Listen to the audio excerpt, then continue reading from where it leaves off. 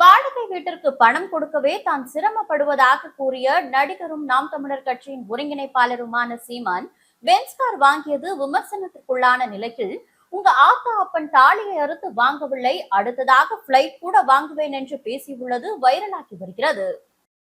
திரள் நிதி அம்மட மக்கள் இயக்க மக்கள்கிட்ட தான்டா பெற முடியும்.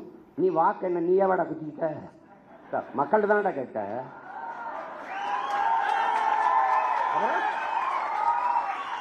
நான் வாக்கையும் கேட்கிறேன், வலிமையும் கேட்கிறேன். இனமாகவும் பணமாகவும் என் மக்கள் தான் எங்களோட நிற்கணும். கட்சி காசுல ஒரு தேடி இறந்த மாட்டோம்டா நாங்க. திறன் நிதி காசுல இல்ல கார் வாங்கிட்டா இன்னும் உங்க ஆத்தா பத்தா தாலி எடுத்து விட்டாடா வாங்கணும். என்னடா பென்ஸ் கார் வாங்கிட்டாரு சீமான். பென்ஸ் கார் பிளைட் வாங்கி ஓட்ட பிளைட் சொந்தமா பிளைட்.